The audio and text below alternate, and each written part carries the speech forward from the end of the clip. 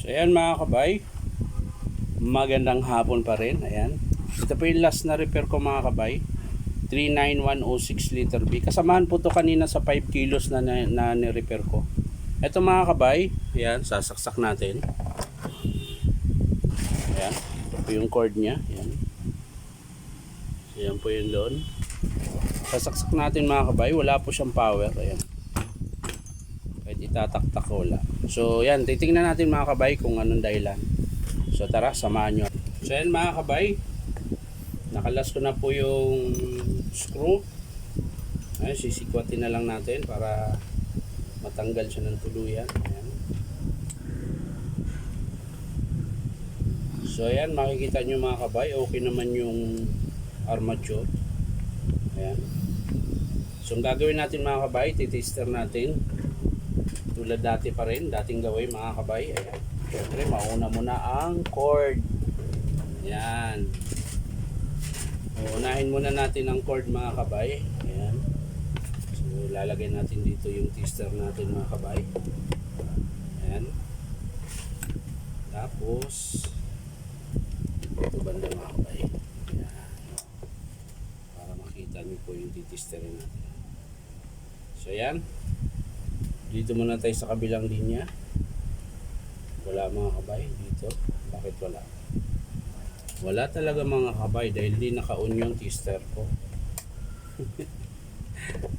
So ayan mga kabay ulit. So ayan mga kabay, gumalaw na. So lalagay natin dito. Una, wala. Pangalawa, yun mayroon mga kabay. So lipat natin sa kabila mga kabay. Ito. So wala. Ito, pangalawa, meron mga kabay. So wala dyan ang sira mga kabay. So sa tingin nyo mga kabay, saan kaya? Pilcoil na naman. Yan.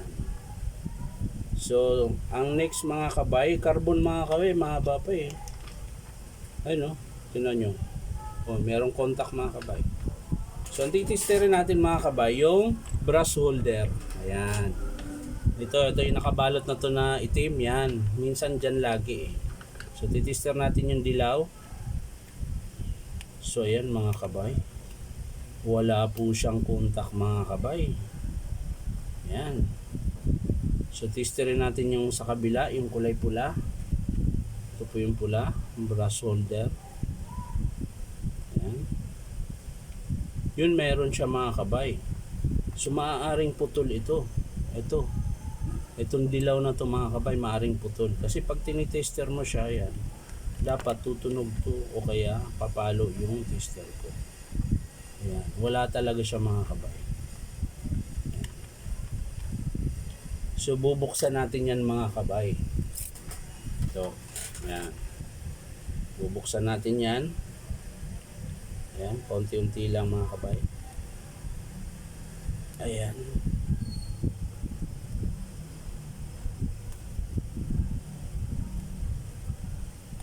Nung nakaraan mga kabay, ito din yung ito lang din yung sira eh. Ayan.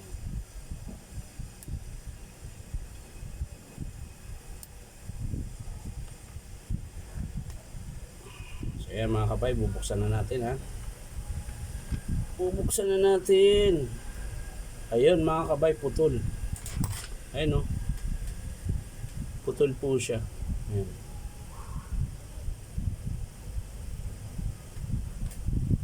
Yan ang dahilan kung bakit di siya gumana. Dahil nga po putol. Ayan. So yan mga kabay, ang ginagawa ko niyan, nare-recta ko na lang siya. Ayan. Pwede pa naman siyang hinangin. Ayan. Iangat mo yung wire. So mapuputol din yan uli mga kabay. So ang ginagawa ko dyan, nire-recta na lang talaga. Ayan mga kabay. Dadaanin na natin to sa santong paspasan. Ayan.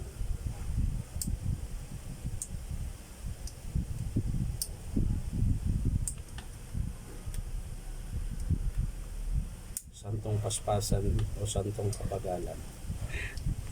Yan mga kabay. Yan. Testing natin ito mga kabay.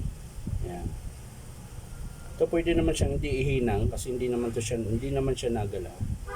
So ang gagawin mo dito, ano lang, electrical tape lang. Yan, hugutin mo muna yan. Yan.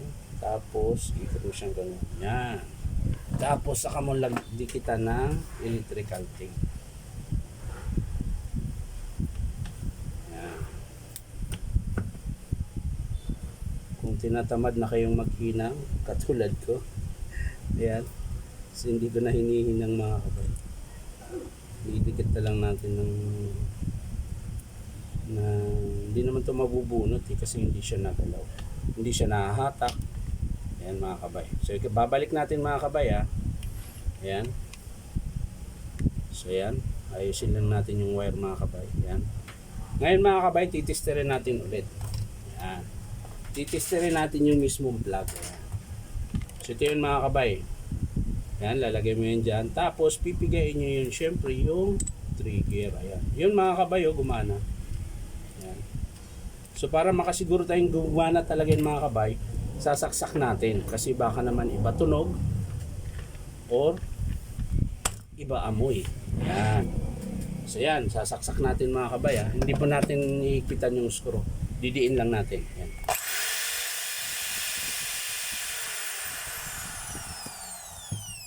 So yun mga kabay, ito lang talaga ang sira sa brass holder. So yun, sasara na natin para matapos na yung repair ko mga kabay. Ayan.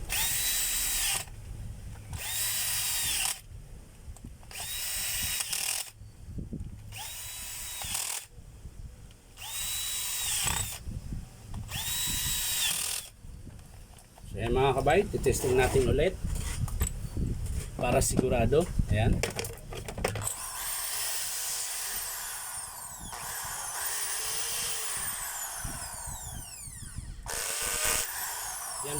Yan po yung hammer niya mga kabay. Yan.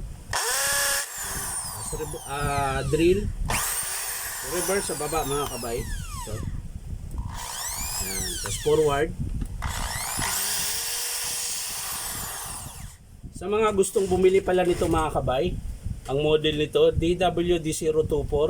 Mabibili po ito dito sa tindahan na aking pinapasukan sa Powerman Hardware, 530 T. Alonso, Santa Cruz, Manila.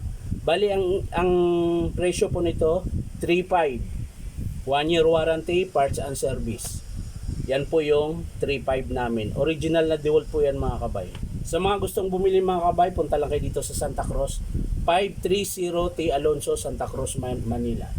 Ayan, hanapin nyo lang po ang Powerman Hardware. Yan. Maraming salamat. Bye-bye.